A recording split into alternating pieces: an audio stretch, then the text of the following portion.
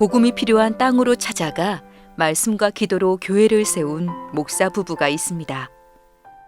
우리 몸에 지어 있는 그 더러운 죄짐을 하나 없이 벗어놓고 힘써서 들어갑시다.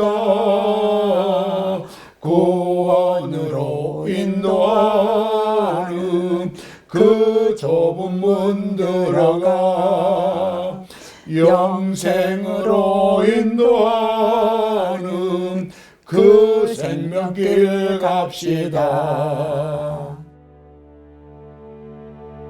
하나님의 일을 하던 중 뇌경색이라는 병마에 주저앉았지만 이수택 목사는 여전히 믿음을 지키고 있습니다. 지금은 너무나 오랜 시간의 성전이 멈춰 있는 것 같은 이 시간에도 아버지 하나님 다시 한번 은혜를 더해 주셔서 이곳에서 예수 그리스도의 복음이 전파되게 하여 주십시오. 저에게 맡기신 사명을 잘 감당할 수 있게 힘 주시옵소서. 고통의 자리에서 생명의 주님을 찾는 이수택 목사의 이야기를 만나봅니다.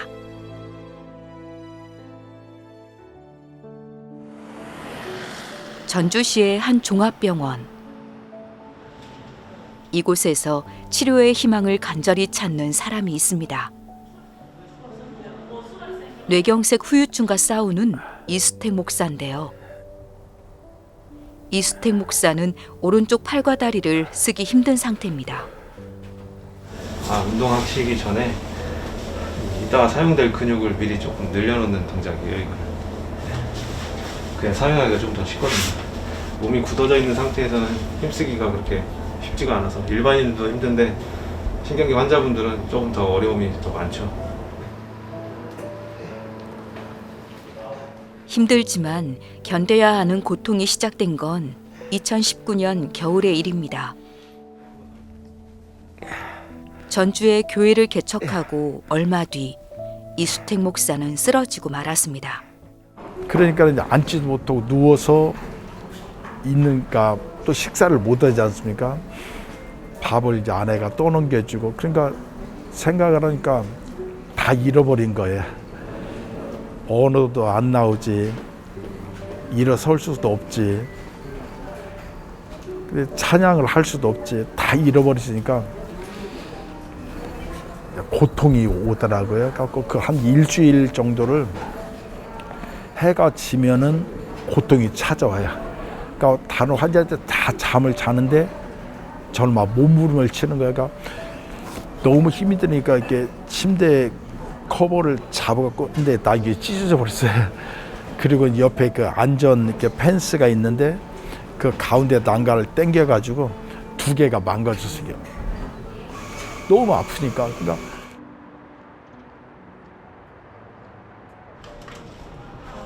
뇌경색이 찾아온 뒤 이수택 목사는 한동안 병상위를 벗어나지 못했습니다. 누군가의 도움 없이는 움직일 수도 없는 상황에서 힘겨운 재활 치료가 시작됐습니다. 손 좀 볼게요. 손 한 번 이렇게 움직여보시겠어요? 아침이라서 좀 긴장하고 그래서 그렇습니다. 뻣뻣하시죠? 네네. 다시가 차고니까 네. 한번 이렇게 올려주세요. 한번 재볼게요. 어깨가 네. 많이 올라간다. 네. 좋습니다. 재활을 한 지 어느새 5년째입니다. 처음보다는 움직임이 좋아졌지만 언제 치료가 끝날지 아직 기약할 수 없습니다. 그때 이제 발병 당시에 이제 오른쪽 팔을 거의 들어 올리지 못할 정도로 위압감이 심했었고 이 오른쪽 다리도 마찬가지였고 그때 이제 이동은 거의 휠체어로만 이동을 가능하셔가지고 서는 동작이 안 됐었거든요. 현재 재활 치료의 이제 목적은 현재 기능 유지하고 이제 합병증 관리, 합병증 예방에 더 이제 목적이 두고 있어요. 이제 이수택님 같은 경우는 뇌졸중 후유증 중에 경직이 많이 심한 상태거든요. 그래서 이제 경직 치료를 중점으로 관리를 중점으로 지금 재활 치료하고 있고, 그리고 재활 치료 같은 경우는 종료 시점이 따로 있거나 그러진 않아요. 왜냐면은 이게 평생 동안 이제 가지고 가는 이제 증상이기 때문에 계속적인 관리 및 치료가 계속 필요한 질환이라고 생각하시면 됩니다. 치료를 하다 보면 하루에도 몇 번씩 고통을 참아야 하는 순간들이 찾아옵니다.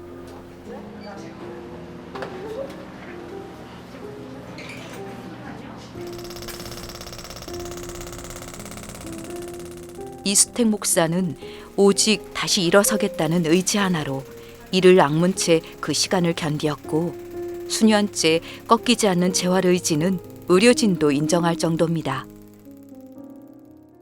이수택님 같은 경우는 이제 만성기 재활치료 환자인데, 대개 2년이 지나면 대개 경우 회복이 더디거나 유지를 하는데, 이수택님 같은 경우는 만성기에 접어듦에도 불구하고 지금도 재활치료를 하면 조금씩 기능 정도가, 회복 정도가 보이고 있어요. 이제 그런 거는 이제 이수택님이 이제 강한 재활 의지가 아니면 불가능하죠. 때로는 마음이 무너지는 순간도 있었습니다.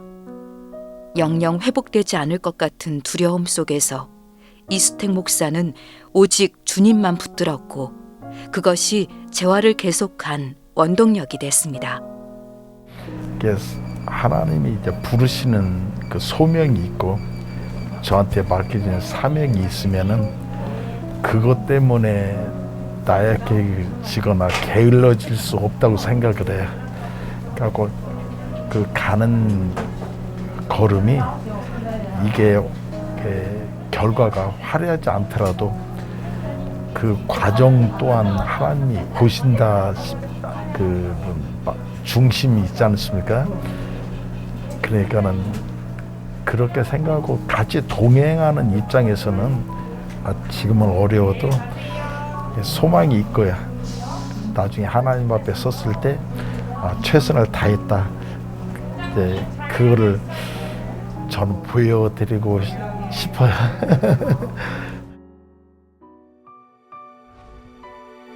돌아보면 예수님을 믿은 청년 시절부터 힘든 순간이 여러 번 찾아왔습니다. 그런 중에도 이수택 목사는 목회자의 길을 포기하지 않았는데요. 인생의 큰 고비를 마주하고 건강도 잃었지만 이수택 목사는 병원에서 복음을 전하며 자신의 사명을 다하고 있습니다. 네, 여기 이제 원목 목사님이 매 주일마다 예배를 인도하셔요. 근데 또 참 하나님 은혜로 한 달에 한 번씩 저한테 이제 설교할 수 있게 기회를 주셔가지고 이제 주일날 예배를 이제 드립니다. 그러니까 이게 소리가 이게 발음도 부정확하고 그러는데도 그 기회를 주시니까 또 이제 환우 같은 환자들 입장에서 환자가 설교하니까 교인들이 또 위로가 되고 내가 이렇게 이겨내고 있으니까 그 주님의 은혜를 사모하라고 할 때는 참 서로 그 감동되는 그 교감이 있어서 좋은 것 같습니다. 긴 병원 생활에서 하나님의 말씀은 늘 위로가 됩니다. 내가 내 공의를 굳게 잡고 놓지 아니하리니 내 마음이 나의 생애를 비웃지 아니하리라. 근데 어느 날 갑자기 이제 쓰러져 가지고 절망하고 좌절하고 낙심하고 정말 이게 이제 내가 하나님하고 같이 동행을 했나라는 생각이 이제 들어올 때가 있었어요. 근데 그때마다도 비록 몸은 불편하더라도 그걸 이길 수 있는 힘을 주시고 기쁨을 주시고 평안을 이제 항상 주시는 거예요. 그러니까 말씀을 쭉 읽고 묵상하고 이제 암송할 때마다 힘을 주시는데 재활하는 과정에 사람들의 그 시간 그 이론 그걸 깨버리시는 하나님이라고 저는 믿어요. 그 투병이 4년 넘고 이제 5년째 접어들었는데 한 번도 지치거나 낙심하거나 좌절하는 게 아니라 지치지 않고 이제 달려갈 수 있는 힘을 주셔요. 그러니까 항상 같이 하시는 그 하나님이 참 좋으신 하나님이시죠. 목사에게 힘이 되는 존재가 또 있습니다. 바로 아내입니다. 오늘도 새벽부터 운동하셨어요? 네, 아침에 가서 새벽에 운동하고 또 이제 도수 치료 이제 하고 또 이제 운동 계속 할 거예요. 하는데 나는 이제 하지 마세요. 병원이니까 열심히 있으니까 좋아질 거예요. 병원이니까 괜찮은데 네. 당신이 고생이 많지. 제 아내를 많이 생각합니다. 왜냐면 새벽에 이제 직장에 가가지고 6시 넘어서 퇴근하고 저녁을 못 먹고 와서 저를 또 다 챙겨주고 한 8시에 또 이제 정도 가가지고 교회 가서 기도하고 그러니까 거의 저녁을 굶다시피 하는 것 같아요. 그러면서도 한 번도 짜증을 내거나 이렇게 낙심하지 않고 제 회복을 위해서 이제 응원해 주는 거가 이제 하나고. 전주시의 한 재개발 지역. 사람들이 떠나버린 낡고 오래된 집들이 가득한 골목 끝자락에 목사 부부의 사택이 있습니다. 비바람을 겨우 막아주는 허름한 이 집은 한 지인이 목사 부부에게 빌려준 곳인데요. 지금은 이수택 목사의 아내인 최정숙 사모가 혼자 지키고 있습니다. 이수택 목사가 한 달에 한 번씩 퇴원을 해도 이 집으로 올 수가 없는 건 워낙 오래되고 춥기 때문인데요. 때문에 사택이 아닌 교회에서 지내야 하는 남편을 위해 사모는 먹기 편한 음식을 만들어 교회에 갖다 놓곤 합니다. 거의 저랑 같이 못 먹고 또 휠체어를 타셔야 되고 지팡이를 집으셔야 되니까 그냥 간단히 국 종류 한 가지만 해서 냄비에다 놓으면 목사님 그 국 끓여서 그냥 밥 말아서 드시게끔 거의 뭐 콩나물에다 미역국이나 콩나물국, 김치국 그런 종류 끓여서 놓으면 혼자 드셔요. 거의 같이 하는 시간이 없어요. 제가 새벽 4시 반에 출근을 했다가 저녁에 6시 넘어서 퇴근을 하니까 거의 이제 저녁에 먹는 시간 있고 그러니면 목사님 거의 혼자 많이 드십니다. 몸이 불편한 남편에게 따뜻한 공간 하나 허락되지 않는 게 사모는 가슴 아픕니다. 함께 있고 싶지만 환자에겐 최악인 환경이 아쉽습니다. 여기도 턱으로 이렇게 돼가지고 화장실이 밖에 있다 보니까 목사님이 오셔도 화장실을 갈 수가 없어요. 작년 겨울 같은 경우는 화장실이 3번 얼다 보니까 제가 올해는 그냥 이걸 갖다 붙여봤어요. 좀 덜 추울라나 해서요. 그래서 목사님이 거의 집에는 못 오시죠. 그래도 몸을 기댈 보금자리가 있다는 것이 감사했는데요. 재개발이 본격적으로 시작되면 이 집도 비워져야 합니다. 그때는 어디로 가야 할지 막막하기만 합니다. 일단 감사하죠. 지금까지 살 수 있게 해주신 것도 하나님 은혜라고 생각해요. 그리고 전도사님이 돈도 하나도 받지도 안 하시고 그냥 허락하셨는데 지금 그 전도사님이 집을 내놓은 지가 꽤 됐어요. 매매로. 그리고 부동산에서 가끔 보러 오더라고요. 그러니까 언제든지 이제 비워줄 준비도 해야 되고 저희 입장에서는. 근데 이제 하나님한테 기도하기를 저는 목사님 회복된 뒤에 집을 비워달라고 하면 좋겠다. 바람이 그거예요. 만약 목사님 아픈데 집까지 옮기려면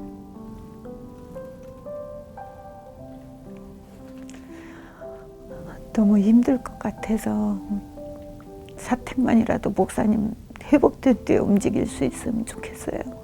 그리고 재가발도 계속 된다고 지금 방송에도 나오니까 걱정이 많죠. 요양병원 식당에서 일을 하며 버텨왔던 지난날. 눈물을 삼킨 적도 참 많았습니다. 갑상선 암투병 이후 몸이 아파도 남편을 생각하며 버텼던 사모. 지금은 자신보다도 오직 남편 걱정뿐입니다. 아, 목사님이 아프시기 전에 입었던 양복인데 4년 동안 안 입다 보니까 좀이 서럽더라고요. 양복에가. 저는 기도하기를 하루속히 목사님이 이 양복 입고 강대산에서 다시 말씀 선포하기를 기도하고 있습니다.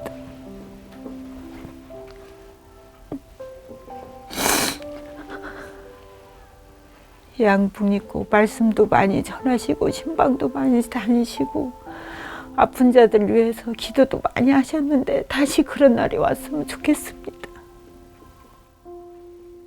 쓰러지기 전까지 힘차게 복음을 전하며 영혼 구원을 위해 애쓰던 남편 이수택 목사의 모습이 그립고 또 그립습니다.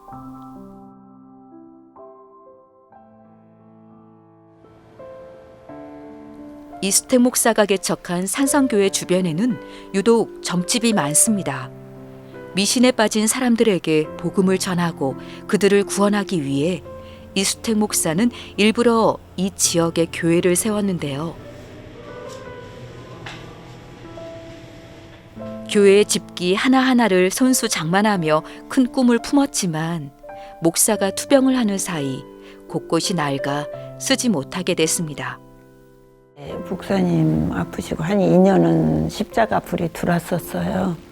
근데 장맞이고 하면서 불이 나갔는데 제가 어떻게 할 수가 없으니까 지금 2년째 불이 안 들어오고 있어요, 옥상에.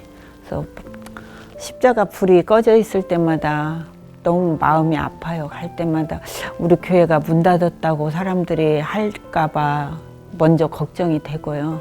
십자가가 불이 들어와야 지나가는 사람들이 아, 저기에 교회가 있구나 할 텐데 밤이면 십자가 불이 안 들어와 있으니까 그게 제일 가슴이 아파요.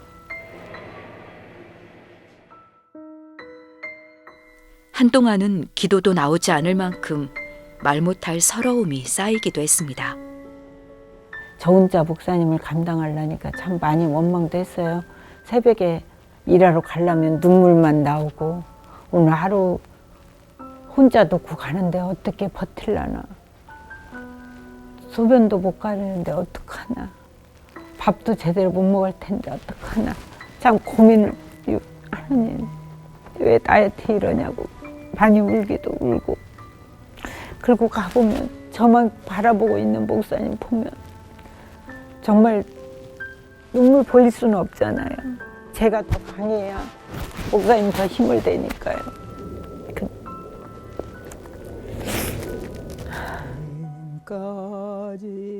그럴 때마다 주님의 도우심을 구하니 서서히 감사한 마음이 찾아왔습니다. 자나깨나 주의 손이 항상 살펴주시고 모든 일을 주 안에서 형통하게 하시네.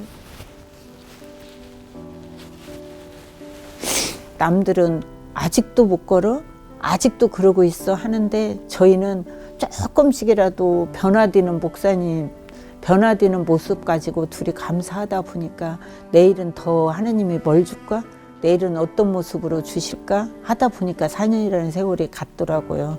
그래서 감사하고 이제 지금 생각해 보니까 4년 주님이 같이 아니었으면 진작에 포기했겠죠. 세상 사람 같으면. 근데 저희는 주님이 함께하고 계신다는 걸 알고 또 우리 산성교회를 하나님이 주셨기 때문에 저희가 견딜 수 있었던 것 같아요. 다음 날 이수택 목사가 잠시 퇴원하는 길입니다. 한 달에 한 번씩 퇴원을 합니다. 이제 의료비도 문제고 또 한 달에 한 번씩 퇴원했다가 다시 들어오고. 사택에서 지내기 힘들어 교회로 왔지만 이번엔 계단이 큰 장벽입니다. 재활을 해서 많이 나아지긴 했어도 3층까지 가는 길은 여전히 멀기만 합니다. 교회가 3층인데 매번 이렇게 불편한 상황을 겪어야 되나요? 네. 야. 계단이 많다 보니까.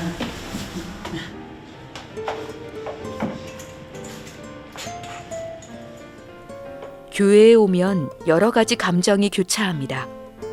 이수택 목사는 병실에서도 늘 이곳을 그리워하고 있었습니다. 그 군인들이 휴가 갔다가 집에 올 때 그런 게 기분이죠. 그러니까 이제 있어야 될 자리에 이제 와 있다는 거. 또 한편으로는 성전을 이제 비워놓고 그게 이제 주님 앞에 너무 죄송하죠.